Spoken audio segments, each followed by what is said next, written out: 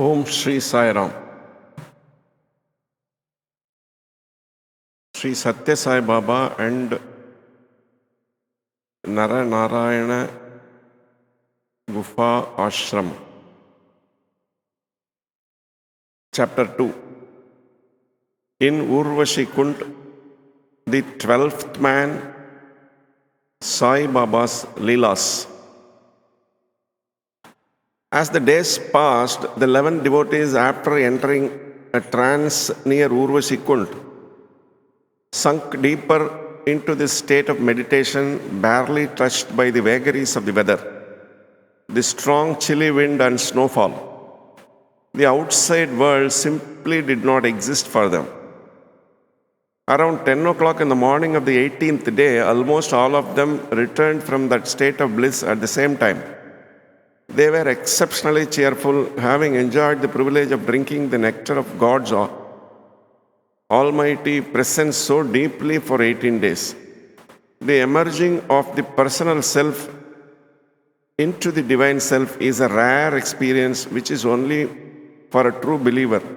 The whole 18-day period seemed to have lasted no more than about 48 minutes. Suddenly, one of them caught his watch. It was an automatic watch that indicated the date and time. This gave them an idea of the time they had spent in meditation because they were in great uncertainty about it. It could have taken 2 gatis as well as 18 days. Musing about this, they realized what an unusual grace they had obtained from Bhagavan Baba, and that he can do literally anything for his devotees. This game with time, this stretching and shrinking was one of those miracles. There are also countless examples of such miracles to be given from his earlier incarnations. For example, as Krishna, he transferred all the sleeping inhabitants of Mathura to Dwaraka to save them from the brutal invasion of the powerful Jarasandha. The citizens of Mathura went to bed in their own city, but when they woke up, they discovered that they were in Dwaraka. The most amazing thing was that the city of Dwaraka seemed so familiar to these people that they felt they had lived there for years. Time and space do not play any role for the Lord when it comes to doing his most precious devotees a service. During his incarnation as Rama, he even changed one day into an entire year. And as Krishna, he left the night of his love dance with the gopis expand for up to 6 months. See Srimad Bhagavatam, Canto 10. The aforementioned miracle of Lord Sai belongs to the same category. He removed all time-boundedness for his devotees and transferred it from the time-bound world to the grace-bound world. When the devotees became aware of this, they became completely enraptured. Then another miracle happened. Suddenly, they thought of their 12th husband. Where was their leader actually? They searched everything around them but could not find him anywhere. When they realized that in addition to the money, it also had the divine art under its wing, they became very anxious. How could they live at this height without the help of that wonder part? Everyone controlled this thought. Finally, they left everything to God's mercy. Why should we worry at all? After all, Sai in his goodness kept us in good health all those 18 days without eating or drinking and protected us from the icy gusts of Himalayas. Then he will certainly take care of us in the future. After this decision, they went looking for the suitable cave to be able to live in, because that was the first assignment they had received from Bhagavan. They had barely covered 200 meters when they came to a spacious, beautifully dry cave. In one of the corners, they discovered a rippling stream with clear water. Delighted, they sat down to rest a bit, but were again tormented by the same concern. How were they supposed to survive without that miracle pot? We got her from Bhagavan and have now lost her through our own stupidity and carelessness. Thus, they began to blame themselves. Finally, they decided to go into meditation, firmly convinced that Bhagavan Satya Sai Baba would come to their aid. During their meditation, two members of the group saw the wonder pot at the bottom of Urvashi Kund lake. At first, they thought it was a delusion, but when they repeatedly saw the same image, they decided to take a look there. When they stood on the shore of the lake and looked into the calm, crystal clear water, they could clearly see the wonder pot on the bottom. Because although the lake was about 300 meters deep, it was just as transparent as that of Manasarovar. However, now another problem arose. They had now found the divine jar and knew where it was. But how did they get it up? It was really no joke to dive into the deep ice cold water. They approached the problem from all sides, but could not find a solution. Eventually, they came to the conclusion that it was such a hard job that it was far beyond their power and that they would do best to enlist Bhagavan Baba's help. The leader of the group, who had not been in the discussion for some time, then suddenly joined the conversation. Bhagavan Sai Baba himself has given us the exceptionally rare Akshaya Patra, and we have enjoyed the most blessed food imaginable from it for a year now. Surely we should not see this as something ordinary, but as an expression of His grace and genuine love for us. It is our responsibility to keep and protect it safely. I also think it is particularly inappropriate to bother Bhagavan for every little thing. Undoubtedly, it must have been Bhagavan himself who replied in this way, using the new leader as a medium. Otherwise, it would have never conceived that impossible task as a simple task. Adding to words, he got up, went to the shore of the lake, determined to bring up the miracle pot, and asked his companions to pray to Bhagavan for that undertaking to succeed. The follower in question also had a special gift. As a result of regular and consistent practice of breathing yoga, he could hold his breath for more than an hour. When he reached the lake, he called to the Lord and then dove into the water straight to the place where the divine pot lay. He went through the water like a rocket, took the pot from the bottom and slowly came up again. Having surfaced, he swam to the shore. All told, it hadn't taken more than 40 minutes, but the water of the lake was so cold that he fell unconscious on the ground. All life was gone from him. Invoking Bhagavan Sai Baba's name, his companions massaged his body continuously for half an hour. A wave of grateful joy passed through the group. They were again in possession of the divine jar, a gift from their beloved Lord, and more precious than their own lives. This solved all their problems. Thanks to the blessings of the ubiquitous Lord Sai, they now had a spacious cave to live in, clear spring water, and the Akshaya Patra, who would provide them with all the necessary food. Now they would pay attention to less important things before devoting themselves to the devotional singing and meditation. First, they made a staircase to facilitate access because the cave was 6 meters above the ground. Then they divided the cave into 12 spaces, which were separated by low walls. The middle space was destined to be the temple for Bhagavan, Sai Baba, in which an elevation was made to mount his photograph.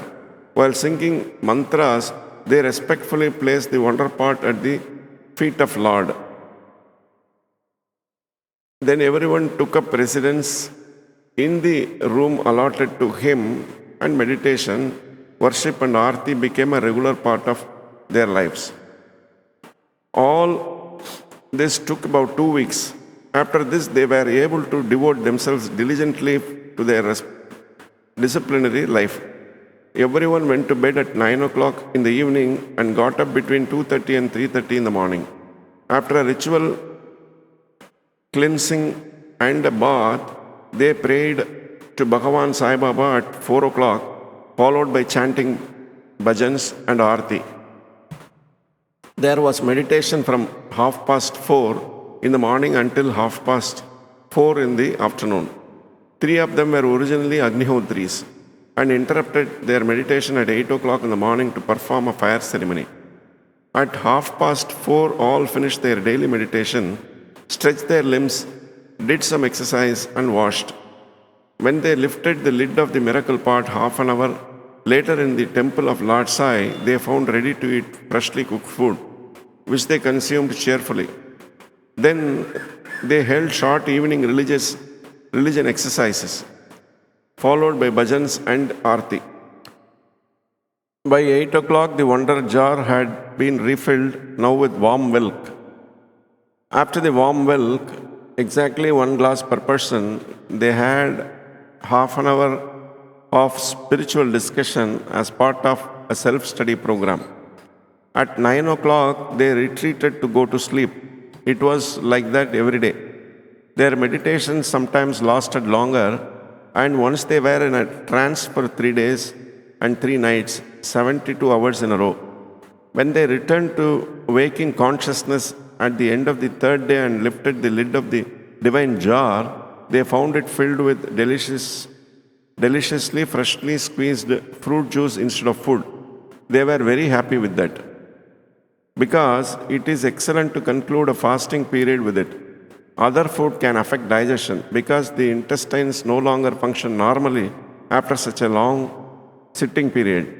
The stool then hardens and sticks to the intestinal wall. Fruit juice, however, helps to restart digestion. That is why almost all yogis first use fruit juice after a period of long, continuous meditation. When they found this precious fruit juice in the divine jar, they were overcome with joy and thanked the Lord for the extraordinary care He showed His devotees. They realized that Bhagavan was not only their father, but also their loving mother. Who else would surround them with such care? They became aware of the enormous love and affection of Mother Sai, who had cared for this delicious and refreshing drink with such attention. Life in the cave was now well organized. The miracle pot provided them with food, milk, juice, and the like at fixed times. Moreover, when the spiritual company gathered at 5 o'clock in the afternoon to have that blessed meal, great sages also came, and yogis from 500 to 1,000-year-old deep from Himalayas to eat with them. As soon as they entered the cave, the amount of food in the God-given pot increased in abundance, and even these enlightened wise men felt happy as they realized that this food was offered to them by Bhagavan Sri Satya Sai Baba himself. Thus, all these followers were completely free from worry and constantly filled with joy. They knew they had no reason to worry about their worldly needs, since the Almighty Father Himself had taken responsibility for their well-being. With all that, there were times when they were troubled, when they pondered their 12th companion. Then agonizing thoughts arose. Where would he have gone? What would have become of him? For example, a month and a half passed. After one afternoon, they finished their usual meditation and sat relaxed on the floor. Suddenly, Bhagavan Satya Sai Baba appeared in their midst. The devotees prostrated before him and asked him, the embodiment of love, to take a seat in his designated seat. With his kind and enchanting smile, Bhagavan showered those present with his love and grace, sat down, and while he raised his hand to them blessingly, he indicated that they also had to sit down. Then he inquired about their well being, answered key questions, and satisfied their curiosity. Bhagavan literally said, "Only by my will you could reach this very sacred and remote place. I know you are all worried about your 12th husband. Listen to what I have to say to you about this." Bhagavan then told the whole story as it was described earlier.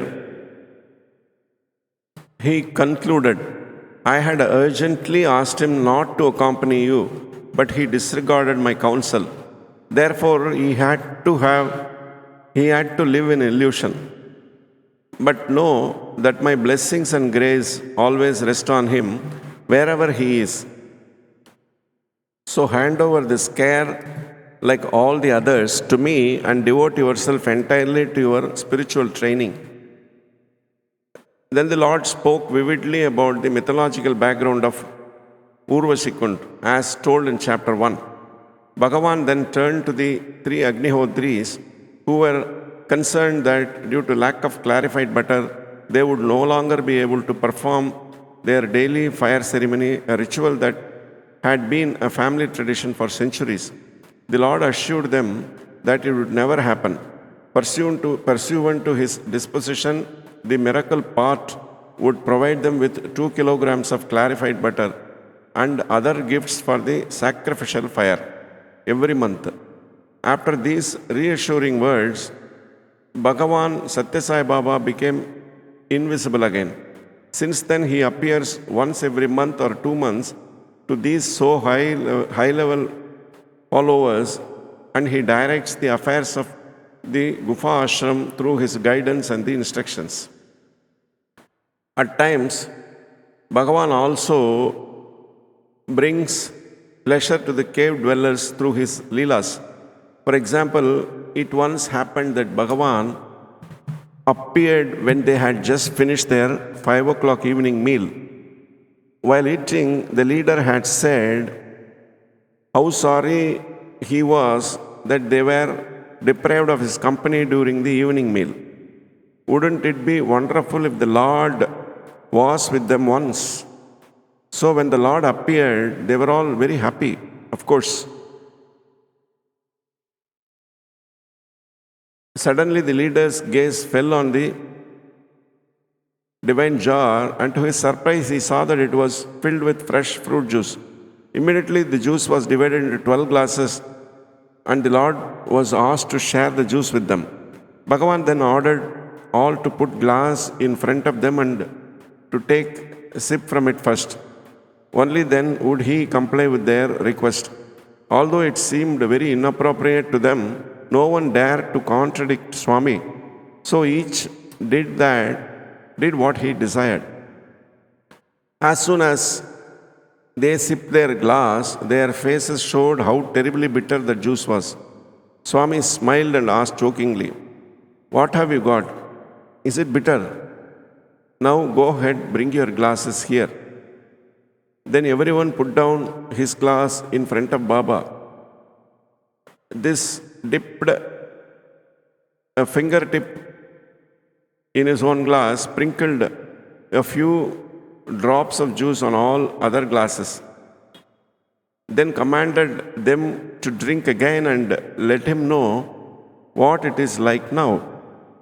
The very first gulp now gave them such a fresh and blissful feeling that it was clearly reflected on their faces. Swami and his followers laughed at the same time. Behind this laughter, however, was a profound lesson from the Lord. This world of illusion is full of sorrow, which is bitter to experience. Happiness is nothing more than a short break between two periods of suffering. You may consider the happiness to be a welcome break on your journey, but you don't have much time to stop. It is just long enough to rest and relax. Then you have to break up again and continue the long, difficult journey. In this world of illusion, moments of happiness are only momentary. while grief and pain will continue to accompany you constantly. Yet the bitterness of sufferings turns into sweetness and joy with just a drop of God's grace. You start it with fun to get in and finally go as an individual soul in God. For example, all Leelas, there is always some spiritual message from Bhagavan Sri Satya Sai Baba. Once the 11 devotees, prompted by Bhagavan's own jokes, decided to pray to him for a change in the menu. They gradually had enough of rice with sambar and decided to pray for it all together.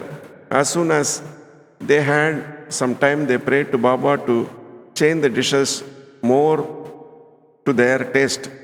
They did this for 3 days but without success. They then went on to another strategy about that of passive resistance. However, their approach was unique. After all, we all know this degenerate form today, namely the habit of so-called out of passive resistance, resorting to strikes, sabotage, and even terrorism. That is disgraceful. The Japanese people act much better in this regard. The way they express their discontent may not be the correct form of satyagraha, but is not nearly as silly and deeply emotional as in India. When Japanese workers make their demands known and are not met by the government, they start working overtime. For example, instead of 8 hours, they start working 9, 10, or even 11 hours per day. In other words, they prefer to suffer more themselves than to disrupt the economic life of the country. However, resistance based on love of truth and righteousness is at a higher level. For when our position is based purely on justice, God, the embodiment of truth, will certainly come to our aid. He himself will testify for us and thus bring others to insight. So if all our efforts are unsuccessful, we will have to assume that our intentions are not entirely pure, for that is the only reason God ignores our prayers. If we want those prayers that come from our hearts to be answered, we will first have to purify our hearts of all iniquities. Mahatma Gandhi, the saint of our country, used this method exclusively. When he noticed that his suggestions and measures he proposed for the benefit of mankind were ignored, he began to fast, sometimes for up to 20 days. In the old days, the same was done by people devoted to God like Dhruva and Prahlada. Whenever Prahlada saw, for example, that his father Hiranyakasipu brutally hitting innocent Brahmins, he dropped to the ground and began to cry. His father was deeply affected because he loved his son very much. Why do you care about that, my son? I am just teaching those Vishnu worshippers a lesson. With tears in his eyes, Prahlada replied, when you beat those holy men so relentlessly, however, I experience the same pain as they do. Honored father, Hiranyakasipu took this answer as a lack of understanding and started beating the saints and Brahmins again. Then Prahlada resorted to passive resistance. He stopped eating and drinking and kept doing that for days. Hiranyakasipu asked the boy again why, to which he replied that since his father disregarded his sincere pleas, there must have been some impurities in his heart, or else his father would have responded more positively. When a supplication wells up from the bottom of pure heart, not only people but also God is also forced to listen. That is why he said, I fast to purify myself, Father. As soon as I succeed in this, your heart will certainly melt and you will be able to understand my point of view. Baba's devotees in the cave also resorted to the above method. When they saw that their prayers remained unanswered and that the composition of their meals did not change, they came to the conclusion that their hearts should be tainted by bad thoughts and cleansed by mortification. As a result, they even gave up their only meal at 5 and confined themselves to the glass of milk at 8 in the evening before retiring. The meditation, which initially ended at 4:30 in the afternoon, was now continued until 6:30. However, once one of them questioned the correctness of their decision. Don't you think that in this way we actually show our very little respect for the food that Bhagavan gives us? One of the others, however, found a solution. He suggested that they collect the food from the miracle pot and offer it to the holy men of the Himalayas who came regularly alone or in pairs, because the unusually low temperature made it impossible to spoil the food. Thus, the strategy of passive resistance was decided. Thus, 3 days passed. On the 4th day, the miracle pot with vegetables, legumes, and chaps turned out to be filled. Their prayers had been answered, and all were overcome with joy at this success. Isn't it a pity that we Indians have forgotten this form of passive resistance based on truth? Today, any protest action results in violence, causing untold damage to the country. In fact, this amounts to suicide, because the loss of national property is ultimately absorbed by an increase in tax, which means that in the end, we citizens always become the losers ourselves. Manu, one of our most important holy ancestors, proclaims in his Smriti, those in Bharat are born, the world will serve as an example. Thanks to their ideology of love-based passive resistance. In the Rig Veda, there is a mantra with the same meaning. The people of Bharat will lead the world. And also the present divine incarnation of Bhagavan Sri Satya Sai Baba spreads his message of the 5 human values: truth, righteousness, peace, love, and non-violence to every corner of the earth. He compares these 5 values with the 5 life energies. In other words, just as our body without a soul has no meaning, so does life have no meaning if it is devoid of the 5 values mentioned by Bhagavan Baba. Therefore, the name Satya precedes Sai Baba, the name of God's current incarnation. This concludes the chapter. Om Shri Sai Ram. Sai Rama, Sai Rama, Sai Rama, Sai Rama, Sai Rama, Sai Rama.